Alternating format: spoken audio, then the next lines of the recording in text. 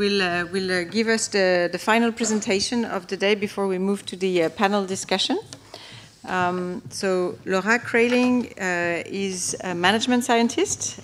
She got a PhD in Université Paris-Saclay, and she's passionate about the intersection of academia and industry, and she's first worked in the private sector and now has moved to working at the OECD, where she's a policy analyst and works on topics related to the governance of emerging technology. So Laura, we look forward to your talk. Merci Stéphanie, merci pour l'invitation d'intervenir aujourd'hui pour la dernière présentation. Thank you for the invitation. I'm delighted to be presenting OECD's work on responsible innovation in neurotechnology to you. Here in my talk, I'm looking to cover three broad areas of our work. First of all, I'll introduce what Karen and Hervé briefly mentioned in their talks, the first international standard in the field, the OECD Recommendation on Responsible Innovation in Neurotechnology. I'll then talk briefly about recent work that, amongst other, this recommendation has influenced, but in the larger scale of the governance of emerging technologies. And then I would like to end with a live demonstration. I'll show you a recently released toolkit that we built in order to help stakeholders to implement this legal instrument. Now, I know this is a public audience, so I've prepared a couple of introductory words about the OECD. It's an international organization. We are based here in Paris with 38 member countries. We have three primary functionalities. We do policy research, we convene experts and policy representatives, and then we also develop international, what we call soft law in many policy fields. And one of the examples we'll cover today, which is the recommendation on responsible innovation in neurotechnology. It's an organization that centers primarily on economic policy making, and I come from an area that looks specifically on science, technology, and innovation, and we focus, amongst others, on health, which is a major pillar of the work that we do in our division. Right, so in this first part of my talk, I'll introduce to you this first international standard. You can access it directly by scanning the QR codes. I have a couple of QR codes in my slides for you to access these documents that I'm referring to. It's a legal instrument 457 that was adopted in December 2019. And the main aim is that it guides governments and innovators to anticipate and address the ethical, legal, and social challenges raised by novel health-related neurotechnologies while promoting innovation. It is seeking to guide guidance at each step of the innovation process, starting from research and going into technology transfer, investment, commercialization, and regulation, in order to maximize benefits and minimize risks. Actually, that was the slide that Hervé presented to you, because at the core of this recommendation, there are 9 principles. I'm not going to spend the whole time of my talk here to talk you through these principles, but really to bring to your attention that they cover broad areas from starting the assessment of safety, promoting inclusivity, fostering scientific collaboration, societal deliberation, enabling capacity of oversight and advisory bodies to address novel and issues in neurotechnology, safeguarding personal brain data, promoting cultures of stewardship and trust when public and private sector work together, and also anticipating and monitoring the potential unintended use or misuse of neurotechnologies.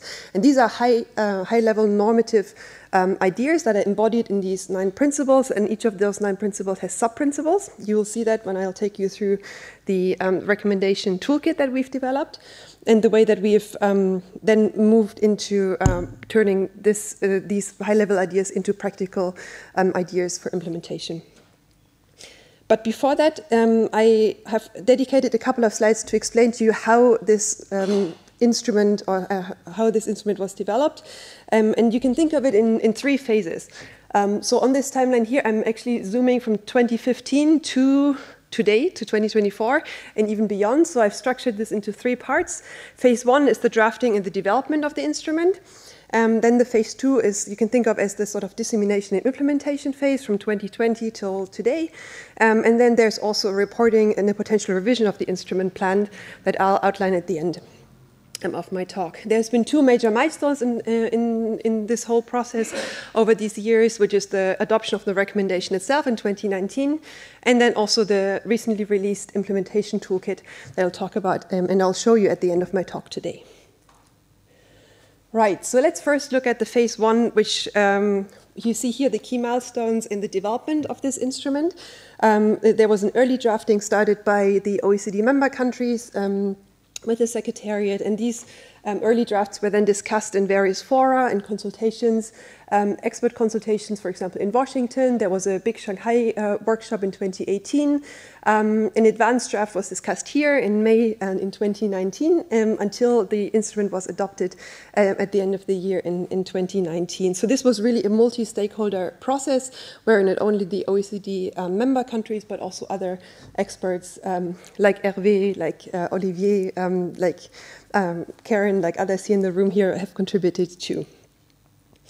Now, let's move to the phase on the implementation side of things. And I'm talking about what we've been doing since 2020, since this recommendation has been existing. And the main aim of all of the initiatives that I'm going to talk about is about building capacity of the adherents and other recommendation stakeholders to put into action the recommendation and its sub-principles. Now, you can think of it in different forms of activities that we've broken down into objectives, but essentially this comes down to creating forum for exchange and dissemination to stakeholders, which we have done based on workshops, events, and publications. I'll outline to you in my next slide.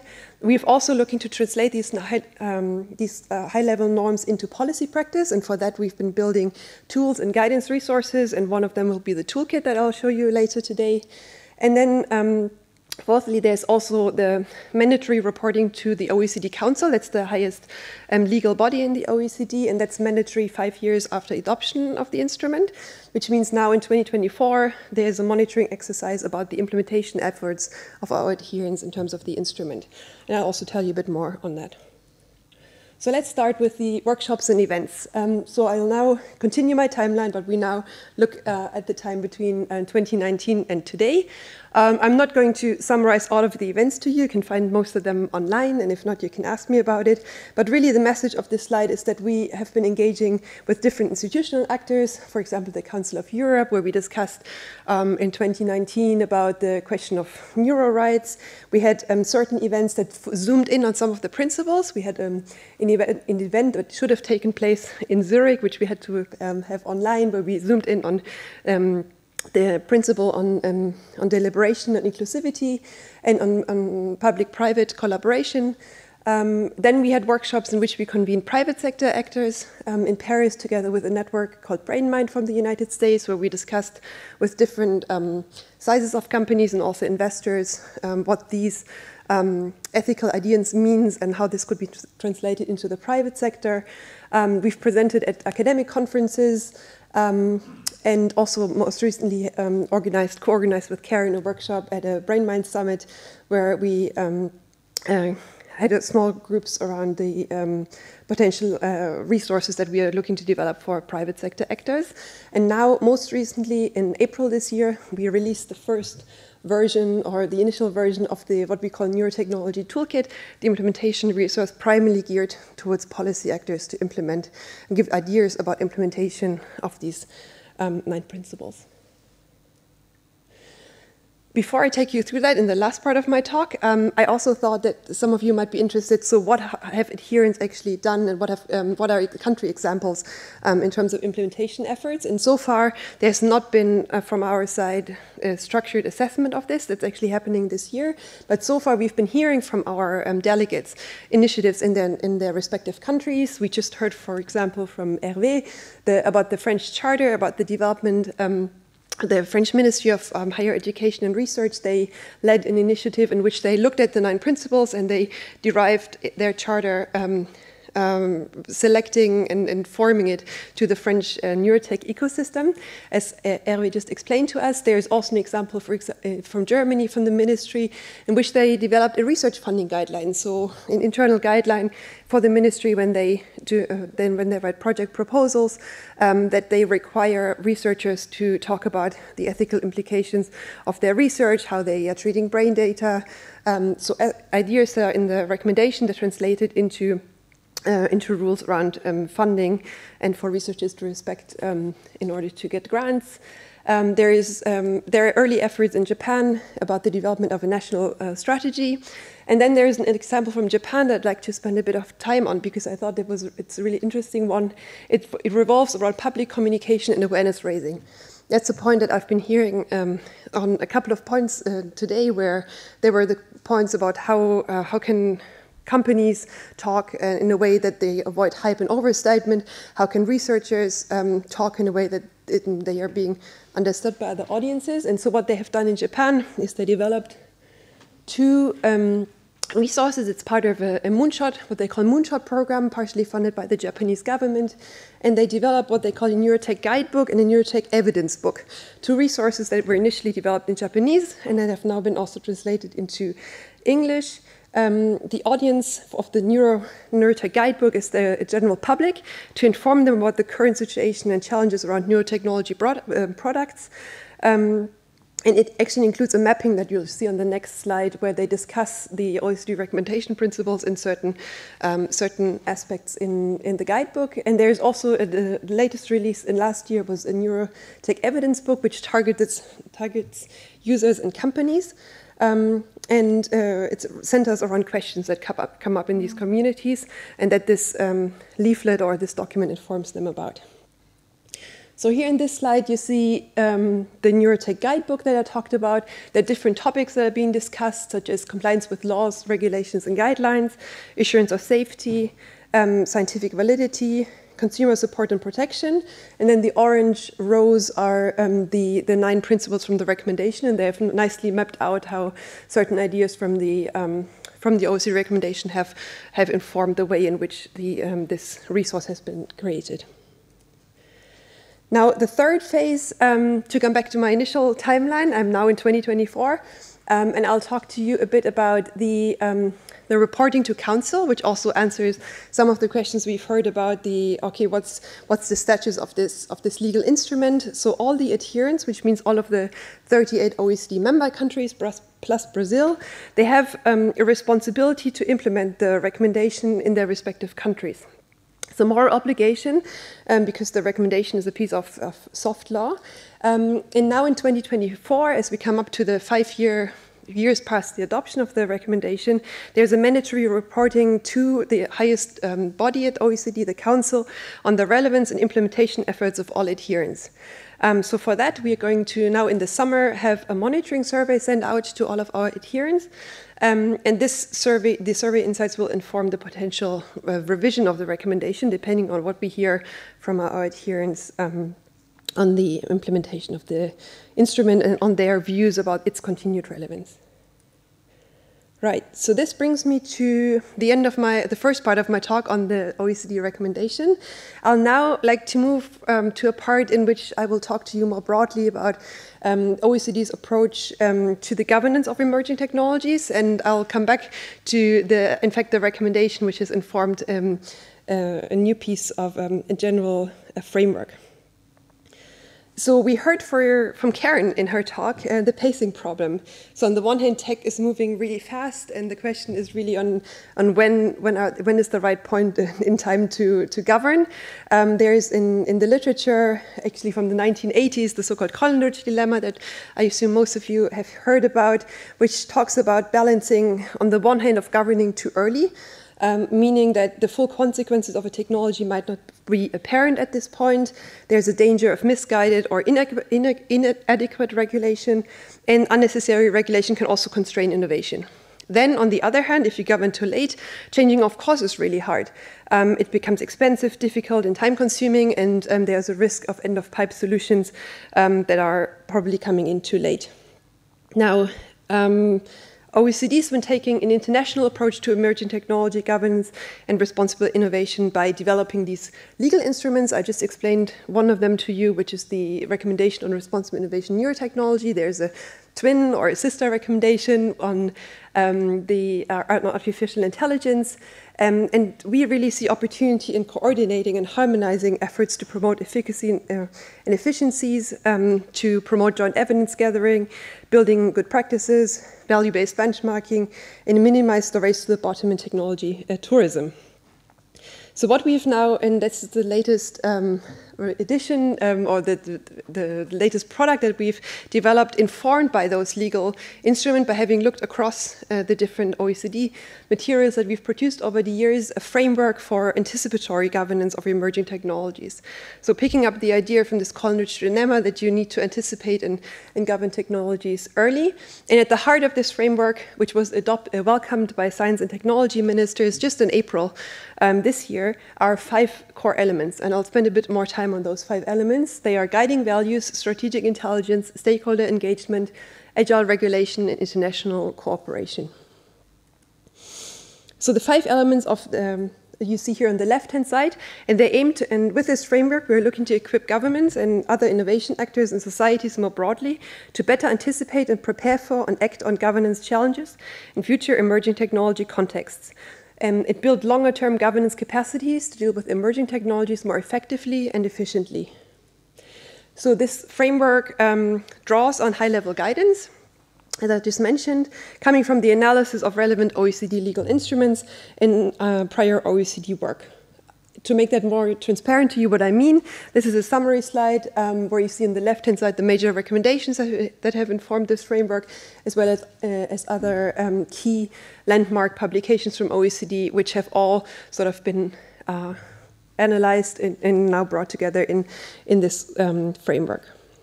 It's currently being elaborated in a horizontal project, which means from across the house at OECD, experts from the Public Governance Directorate, from the responsible, from the financial affairs, so the responsible business conduct colleagues, the AI colleagues. So we work across the house at OECD in order to develop this framework and now also implement it. The rationale of building this sort of tech-agnostic framework, where they are listed here on the slide. I'll just pick a couple in the interest of time. Balancing risks and benefits of emerging technologies under conditions of political, technological, and economic uncertainty. How to adapt governance to converging technologies that cut across multiple regulatory categories. And also how to address the mismatch between the transboundary nature of technology and the jurisdictional boundaries of governance and regulation. And of course, making technologies more effective, inclusive, and democratic. So I'll now just focus on 2 examples to explain to you a bit what we mean with these 5 elements, and I'll focus on guiding values and stakeholder engagement, because I think that will resonate a bit nicely with what we've been hearing today.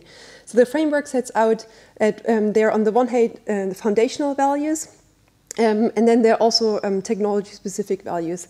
And each of the elements we have that you see listed in this figure here, and each of the framework elements, there are certain key actions proposed to policymakers.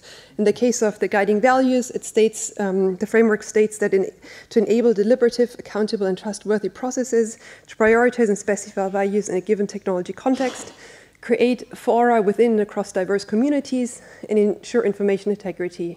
Also, embedding these values throughout the innovation cycle is a recurring issue that we discuss in the framework, requiring actors to align technology development with values, in particular institutional contexts. And the other element I just briefly explained to you in a bit more detail, also because I think it resonates nicely with the talk that we had from Jen earlier today, and also other points made by previous speakers, are the sort of tools around engagement and effective stakeholder engagement in these processes. And we are proposing, or we're putting forward, that depending on the purpose that the engagement with which stakeholder engagements get conducted, there are different techniques that are most suitable. So if it's about capacity building, then there are different sets of tools and techniques needed then for communicating or consulting with stakeholders, or for co-creating technology with them. So with that, I'm coming to the end of my talk about the framework and about OECD's general work on anticipatory governance of emerging technologies. Just to wrap up, so our plans for this year is that we have 4 reports in the pipeline that look at more detailed aspects of the framework and building out, for example, more case-based analysis around forward-looking strategic intelligence and upstream approaches to agile and adaptive governance, as well as 2 horizontal reports that look at the business code of practice across the 5 dimensions and also the governance of artificial intelligence. And then as of next year, we're currently scoping a project. So there's a project proposal under discussion that is looking to apply anticipatory governance to converging technologies. And there are 2 fields in particular that we're interested to look at, which are biotechnology, AI convergence, and then also brain-computer interfaces.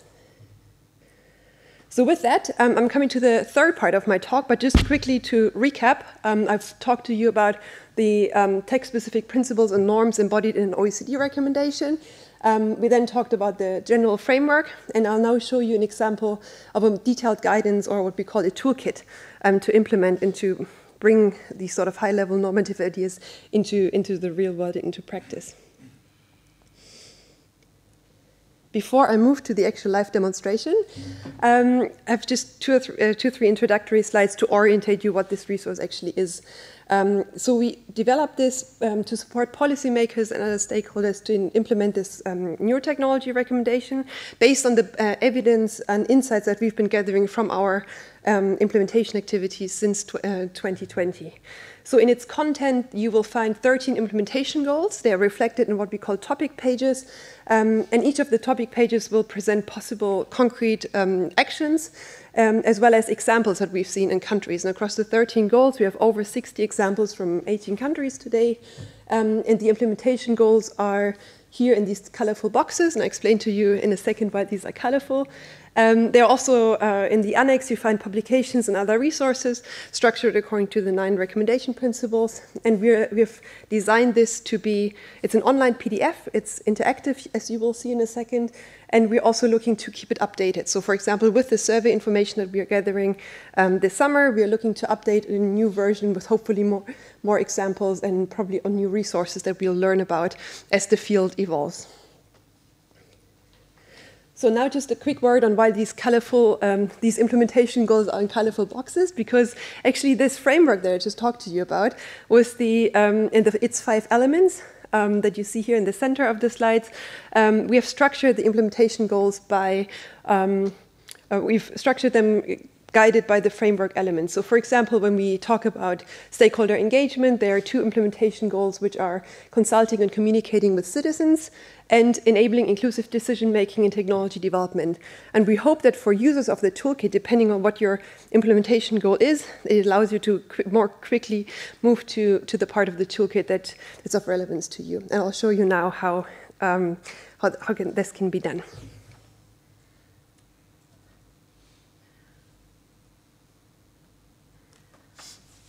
So, sorry, we're now in the toolkit. It's a PDF that you find, you're finding it on 2 websites that I'll show you, I'll indicate to you when I go back to my slides. I'll just take 3 minutes to orientate you through this 50-page PDF document, which you're not supposed to read from the start to the end. It's not a typical publication, but we set it up in a way that you can scroll and click and basically navigate based on your interests. So you will see when you go to the introductory page, it recaps the 9 principles from the OECD instrument, and then you see quickly that there are these navigation buttons. So you will see you can select between learning more about the recommendations, history, and implementation, a bit what I've now talked to you in the last 20 minutes. But you can also discover the navigation of this toolkit or read more on the recommendation itself. So let's say you would like to discover the navigation of this toolkit. You select it and you directly get to a page which explains to you the link between the connection between the OECD framework for anticipatory governance, whose 5 elements are the building blocks of this resource. Here again, at the bottom of the page, you have 3 selection possibilities. And if you're interested to explore the implementation goals that I've just briefly shown to you on the slide, you click on the implementation goals. And this brings you to a page where you have the 5 elements with the building blocks. and then say you are interested in the ones around guiding values. You click on the guiding values to have a brief introduction of what we mean with this concept of guiding values, and then you see the types of implementation goals around ensuring safety and security, protecting data privacy, and ensuring cognitive liberty. If that's not what you're looking for, and let's say you're from the engagement community and would like to see the implementation goals around consulting, communicating with citizens, or in enabling inclusive decision-making, then you would find those here in the stakeholder engagement part. Now let's say you're interested in the consulting, communicating with citizens. This brings you to the topic page around this issue, which is structured in 2 parts. The first part is concrete action proposals. So policymakers and funders could provide targeted support to public health organizations, researchers, and education institutions to develop educational materials and campaigns that, and then there is a list of things that you can concretely do. You could train scientists and technical experts. You can foster technology education, integrating information into health, science, and technology curricula, and so on and so forth. Then, in addition to these possible actions, you find the country examples that I mentioned. So in this case here, you find those examples always with a short description, the country or institution link to it, as well as a link to learn more about it, which brings you to an external web page. Back on the possible actions, there's of course, related to the issue of consulting, communicating with citizens, this is linked to 2 recommendation principles, 5A and 8C. And if you're not familiar with the recommendation or would like to learn more what that means, you basically click on the principle and it brings you to the original text of the legal instrument around 5A, promoting open communication across expert communities that you see here. Once you have read this text and you know what 5A means, you can go back to the topic that we were just exploring, consulting and communicating with citizens, and you're back on your topic page. So this is the way how we have structured this resource. Just before ending, there are 2 more things I would like to show you. One is about the annex, and I don't know why my view. Here. So in the annex, you find, first of all, the publication and other resources that I mentioned on my slide. So they are structured by the 9 recommendation principles, and these are OECD papers, reports, everything that we've been hearing from, mostly from our adherents and other experts that we've been liaising with over the years. So it's a really nice repository of different kinds of resources that that are linked to those different issues. And of course, you find the original recommendation text. So with that, I hope that was interesting. You're hopefully interested to explore this resource a bit more. And I'll now show you, just to conclude, where you would find this online. Where you would find this online, which is either on a session page where we had a panel in April on human enhancement, which was part of a multi-stakeholder dialogue where we released this resource. There's also a recording if you're interested to know more about the session. You could scan this QR code here, or you go to the landing page of the OECD.org website around the Neurotechnology Recommendation, where you also find more information on the different activities and events that I've talked to you about in my talk now. So with that, I'd like to thank you for your attention, and I'd like to hand back to you, Stéphanie.